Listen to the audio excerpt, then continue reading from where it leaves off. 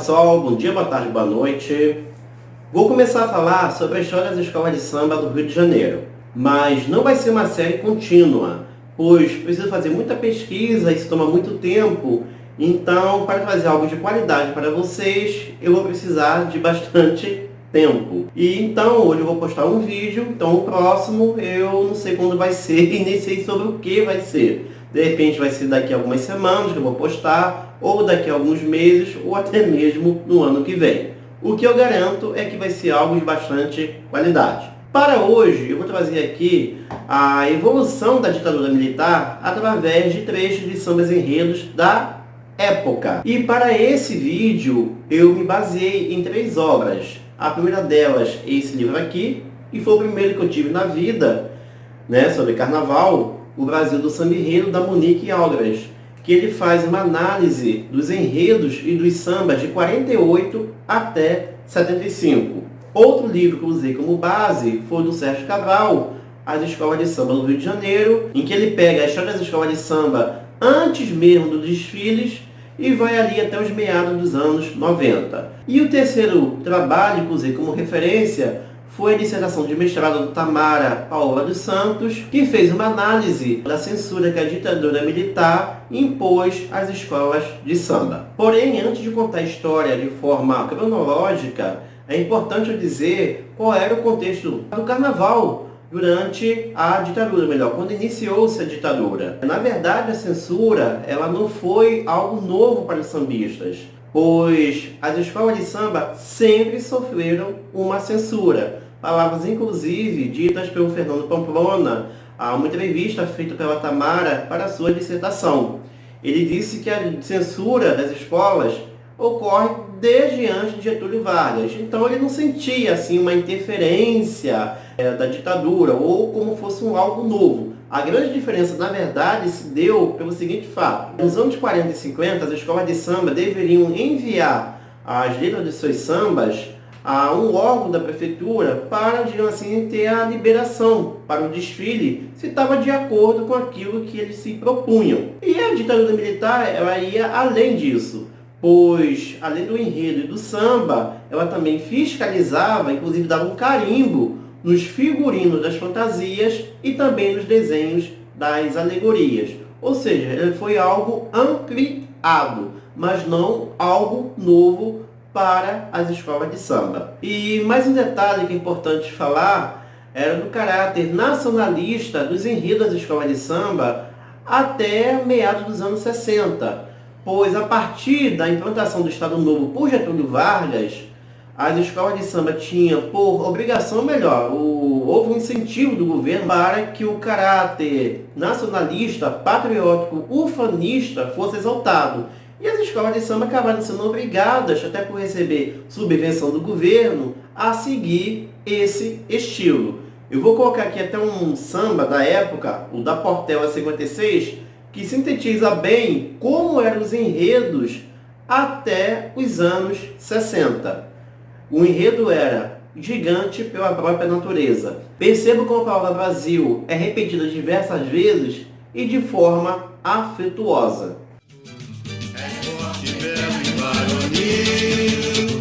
Brasil, Brasil, Brasil, duas gloriosas forças armadas, com desvelo zelam pelo teu tesouro, em tua história consagrada, escreveram páginas de ouro, guias defensores de amanhã, futuros doutorandos do Brasil, estejam sem alerta, tragam na lembrança o conselho do poeta criança. Não terás país nenhum como este que imita. Então vamos lá. A ditadura militar iniciou-se no Brasil no dia 1º de abril de 1964, com a derrubada do presidente eleito João Goulart. E o primeiro carnaval que estaria sob esse novo regime foi o de 65, que não causou nenhum problema, pois era um carnaval temático referente aos 400 anos da cidade do Rio de Janeiro. O de 66 também não causou nenhum problema, porém o de 67 teve um enredo que causou estranhamento com os militares.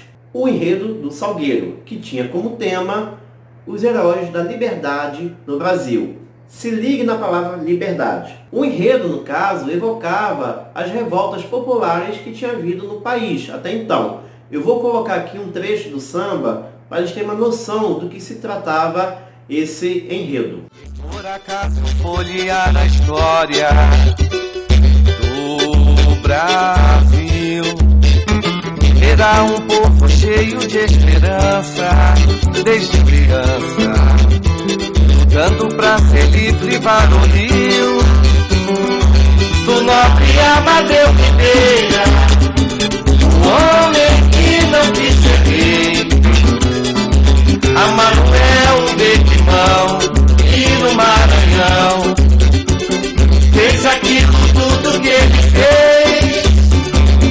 Os Palmares, Zumbi, o grande herói, chefia o povo a lutar só para um dia alcançar liberdade.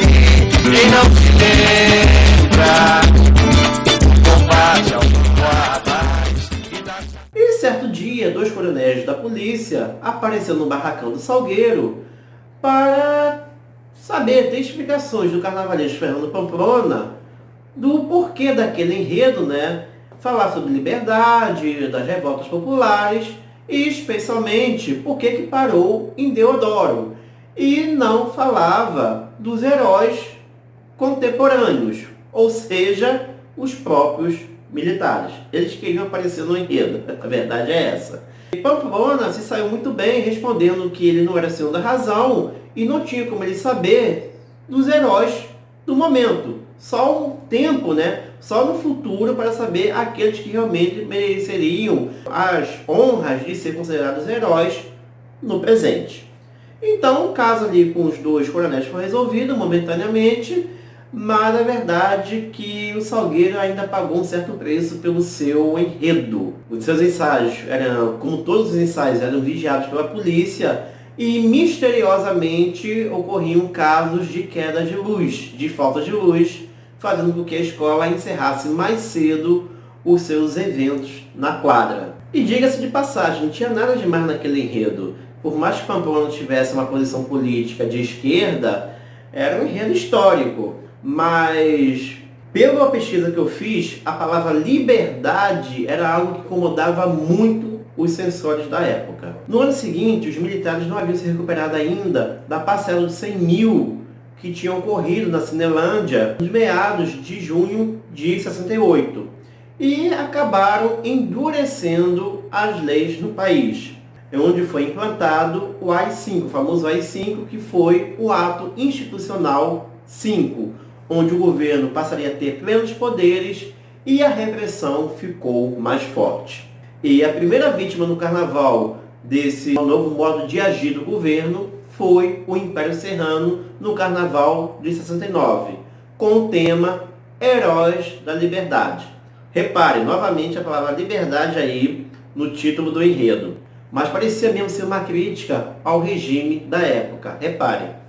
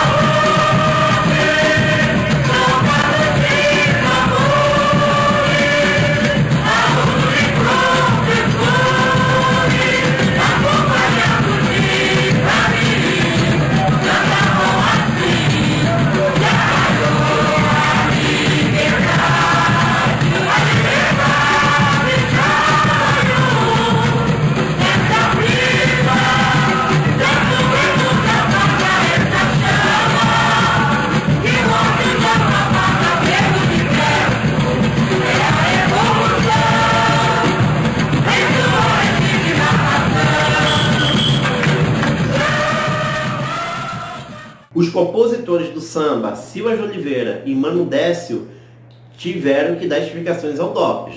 Eles foram presos e foram liberados depois de explicar, que não tinha nenhuma referência ao momento atual e que era apenas um enredo histórico, contando fatos históricos.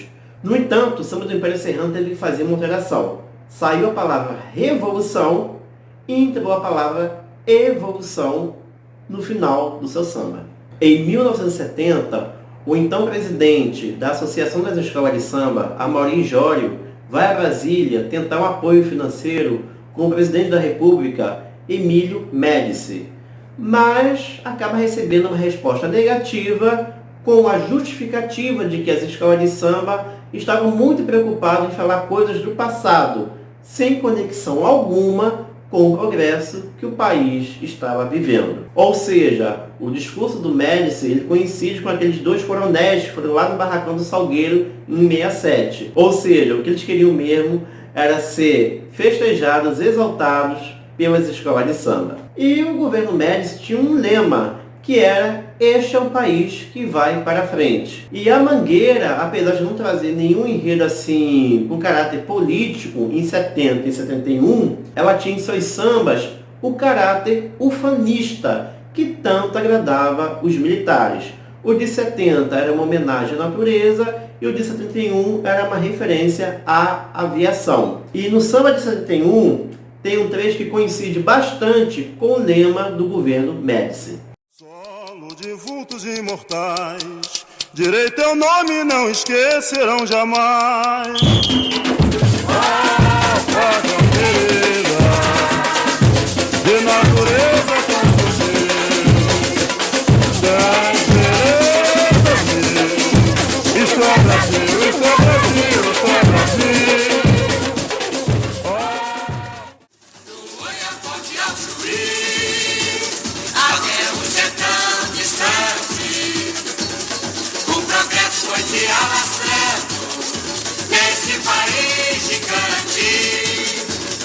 No céu azul de anil, orgulho do Brasil, nossos pássaros de aço deixam o povo feliz.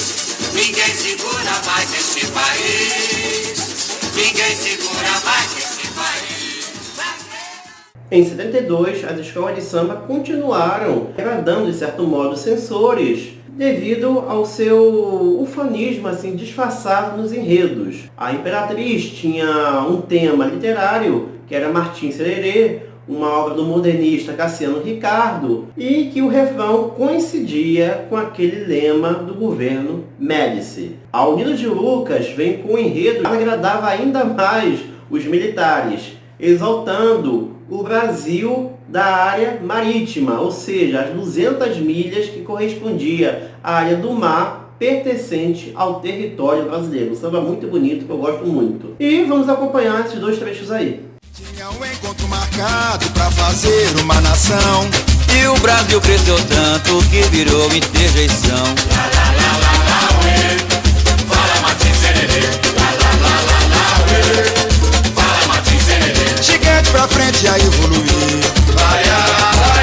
Milhões de gigantes a construir. Gigante pra frente. 200 milhas sagradas, por muitos outros conquistadas. O povo heróico, a defesa varonil, guardião avançado da soberania do nosso Brasil. Brasil,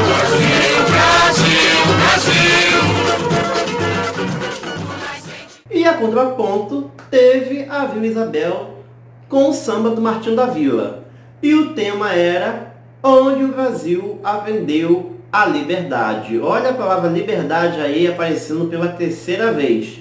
Mais uma vez, os militares e censores não gostaram muito dessa história aí de guerra dos Guararapes, da palavra liberdade, dando ideia aos sambistas, mas não passou mesmo de um incômodo, não houve nenhum ato assim de censura de forma efetiva com a escola de Vila Isabel. Aprendeu-se a liberdade com batendo em Guararapes, entre flechas e tacadas, facas, fuzis e canhões. E aí, finalmente, em 73, uma escola de samba resolveu atender os apelos dos militares. Era a pequena Beija-Flor de Nilópolis. Ela veio com o enredo Educação para o Desenvolvimento, no qual falava dos feitos em que o governo tinha feito para a educação do país. Obviamente, a menina dos olhos, que era o Mobral. No ano seguinte, a Beija-Flor, já no grupo especial, já que ela subiu em 73, ela veio com o enredo Brasil no ano 2000. Era uma história que imaginava como seria o país devido ao milagre econômico que o país tinha vivido de 68 a 73. Então, devido àquele milagre econômico, o país seria outro, como o trecho do samba que eu vou mostrar aí para vocês.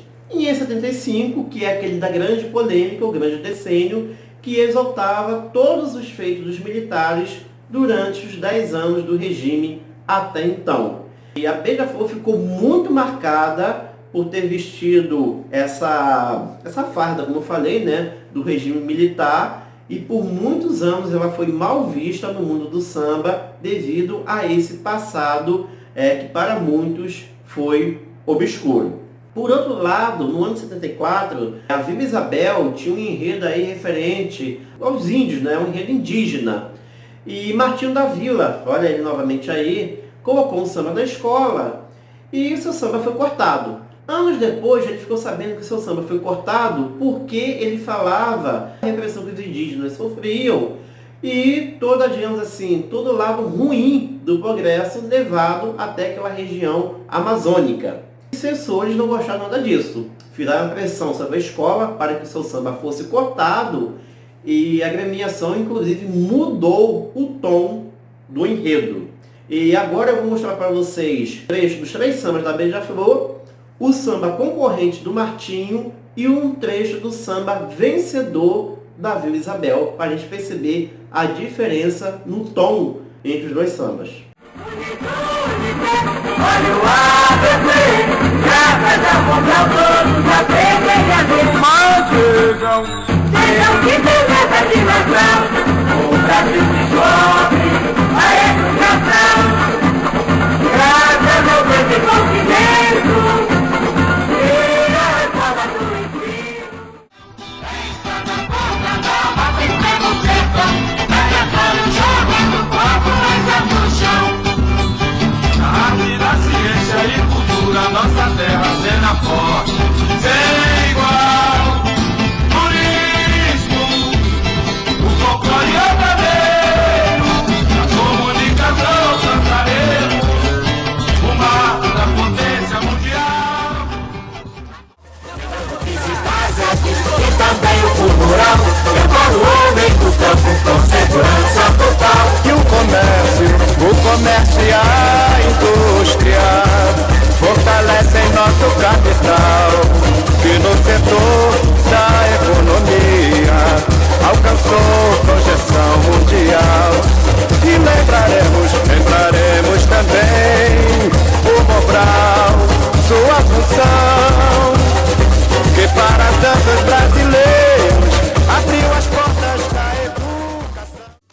Estranhamente o homem branco chegou pra construir, pra progredir, pra desbravar. E o índio cantou o seu canto de guerra, não se escravizou, mas está sumindo da face da terra. A grande estrada que passa reinante por entre rochas colinais e serras leva ao progresso, ao irmão distante da mata virgem que adorna a terra.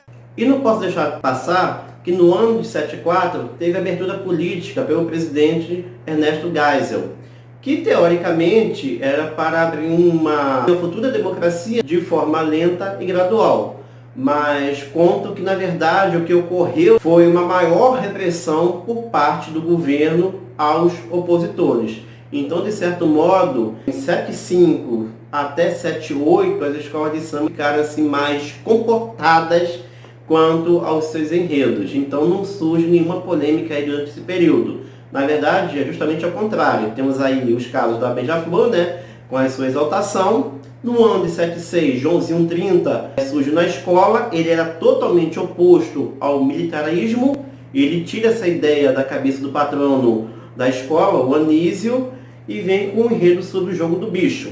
Mas tem a escola Tupi de Bradipinas, que resolveu tomar o lugar da Beija-Flor nesse ano de 76, falando sobre a bandeira brasileira, ou seja, tentando encontrar ali o mesmo caminho de sucesso até então da Beija-Flor, que não deu certo, o Tupi ficou em último lugar e nunca mais voltou. E aí ocorrem dois fatos, paralelamente, que mudam a história do carnaval. O primeiro deles, com a vitória da Beija-Flor, com o jogo do bicho, as escolas se sentiram assim, mais livres, com um leque maior de enredos. Não ficar naquela coisa apenas nacionalista, ou melhor, uma coisa assim só voltados para questões históricas do Brasil, ou da literatura. Ou seja, poderiam falar sobre qualquer coisa, mas a escola de samba ganhou com um enredo totalmente diferente, original. E ainda tem mais um outro fator.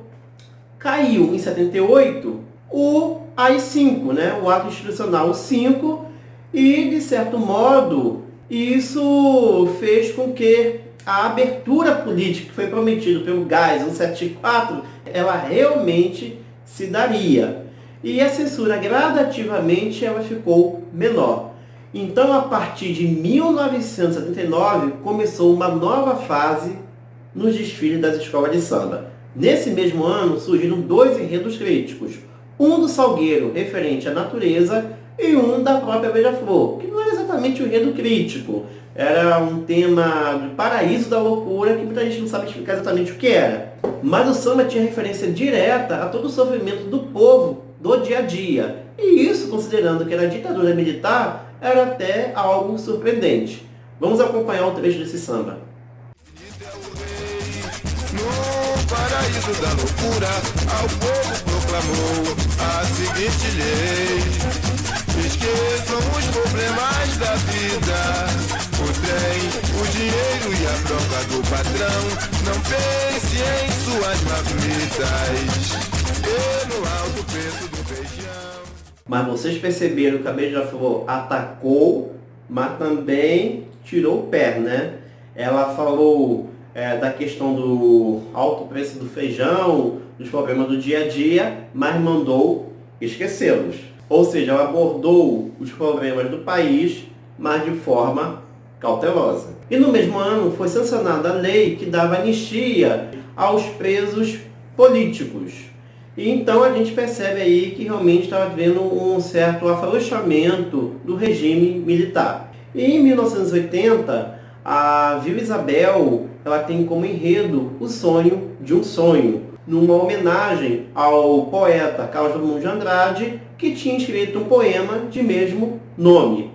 E o vencedor do samba enredo da Vila Isabel foi o Martinho da Vila. Olha ele novamente. E dessa vez ele colocou umas alfinetadas ao regime militar, inclusive falando da tortura, e passou pela censura. Ele diz até que se surpreendeu, né? Ele achou que o pessoal dormiu, mas na verdade, como eu vinha falando, o regime já não era mais o mesmo. Havia um afrouxamento da repressão. E o samba dizia o seguinte: Na lividez, no espelho sob essas limpas, com uma lua redonda, brilhando nas gripas, Um sorriso sem fúria, entregando o juiz, a clemência, a ternura, por amor na clausura, a prisão sem tortura. inocência feliz. Ai meu Deus, nosso sonho que eu sonhava. Ai de mim, eu sonhei que não sonhava, mas sonhei. Mas eu sonhei. Estava sonhando um sonho sonhado, Comigo, sonho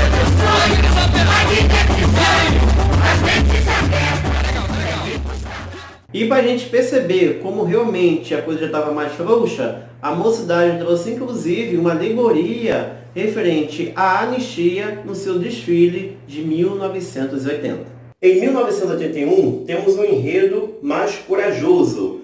No caso, a União da Tijuca não faz uma referência ao governo, mas sim a um dos aliados, aos norte-americanos, que inclusive financiaram a ditadura militar aqui no nosso país. O Unidos da Tijuca tinha como enredo Macobeba, o que dá para rir, dá para chorar. A escola de samba contava a história do herói Mitavaí contra o Macobeba, que era um monstro que representava as multinacionais americanas. E nessa luta, o Mitavaí expulsava o Macobeba do Brasil. Esse enredo fez muito sucesso com os opositores do governo, o pessoal que tem a posição política de esquerda. Inclusive, o desfile teve um atraso de 2 horas devido à tentativa de invasão por militantes do Partido dos Trabalhadores. Vamos acompanhar um pouco desse samba aí.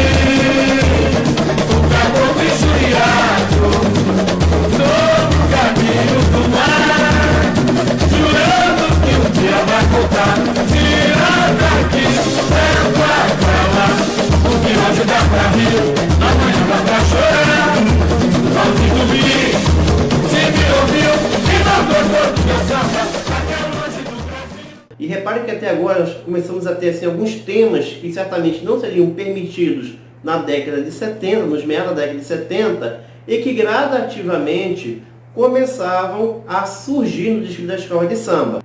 No ano de 83 continuam as alfinetadas, o Salgueiro, numa homenagem aos caricaturistas, ele fala da censura, mas novamente de uma forma sutil, de uma forma assim, digamos, dentro de um contexto. E esse carnaval foi ganho pela Beija-Flor. Aquele passado da escola de exaltação aos militares, né, o regime militar, ainda estava bem vivo na cabeça deles, pois o presidente João Figueiredo fez questão de felicitar a escola de Nilópolis pela vitória. No ano de 84 a coisa realmente muda, até porque em 83 começam as passeatas pelos diretas já nas ruas do país. E realmente o cenário já era outro, realmente era o fim da ditadura que estava por vir. Temos aí 2 enredos críticos no ano de 84, uma da Caprichosa de Pilares, onde ela homenageou o Chico Anísio e a partir dos seus personagens ela aborda a questão política do país, e a Imperatriz, que já vinha assim com uma coisa mais direta, com um enredo crítico, político mais direto. E se minha memória não falha, eu acho que é o primeiro samba enredo que ele realmente faz uma crítica, tudo bem que é bem humorada, da situação política e social do país. E assim, não é uma alfinetada, é o samba por inteiro, não é um outro contexto que você dá uma alfinetada, como foi da Vila 80, do Salgueiro 83.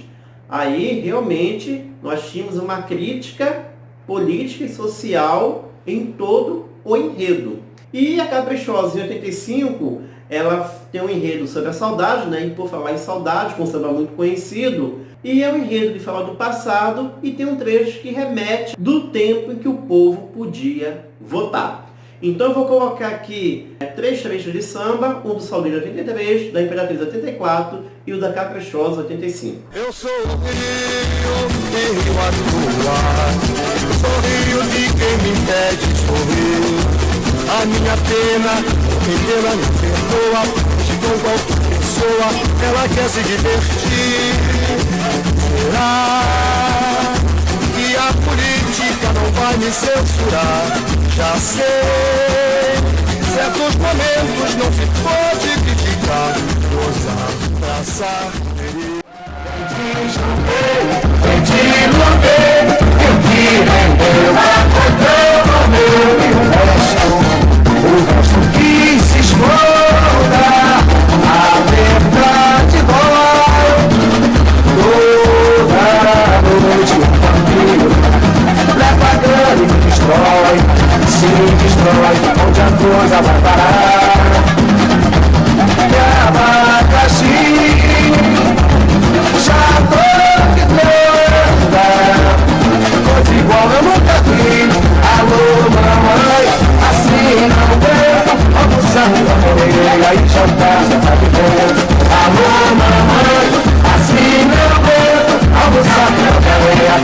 da sombra que tento nem pensar.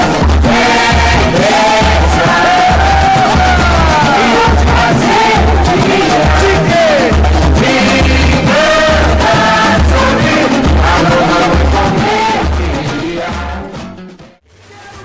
Vai!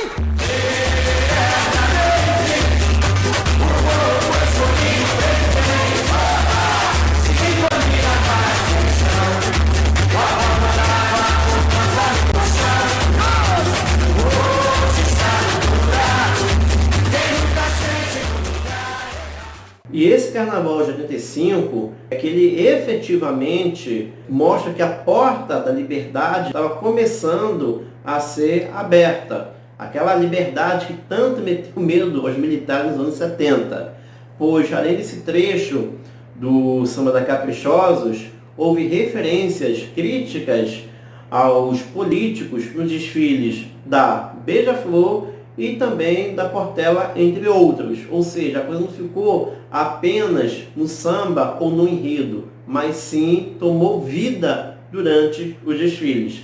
Esse carnaval foi batizado aí por alguns jornalistas como Carnaval da Democracia. E em março do mesmo ano, o regime militar chega ao seu fim. E o carnaval de 86 seria aquele primeiro pós-ditadura.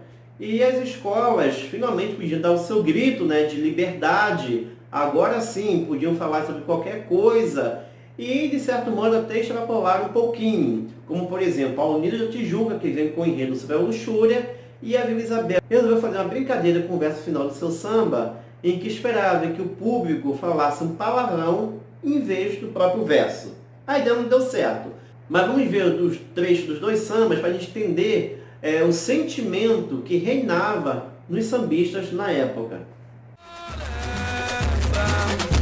E vamos admitir, uma só mulher é pouco, deixa o homem pouco. Com tanta que andam por aí, o arroz com feijão, lá de casa é bom, mas o cozido da vizinha é melhor. É melhor, dizem que eu sou machista, com pinta de egoísta. Polígamo conquistador, mas isso vem do tempo do vovô. Lá vai o trouxa, acredita numa boa, mas não sabe que a patroa está com obrigação. E sua filha tem fama de sapatão, tem piranha no almoço, tem virado no jantar.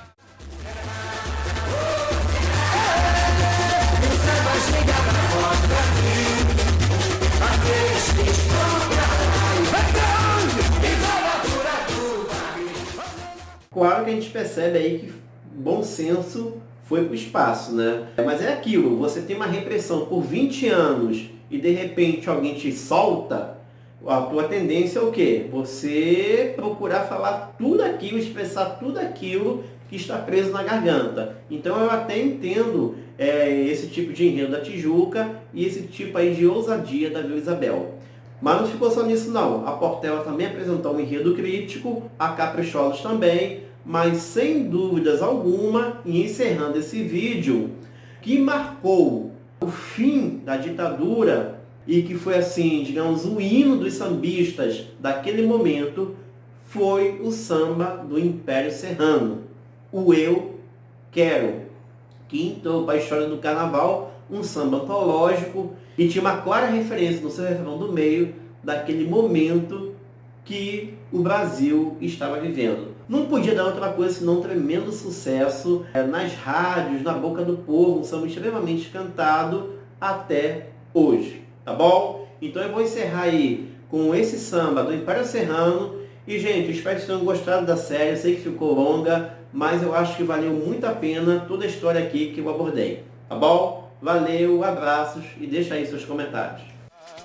Chega de ganhar tão pouco, chega de sufoco e de covardia.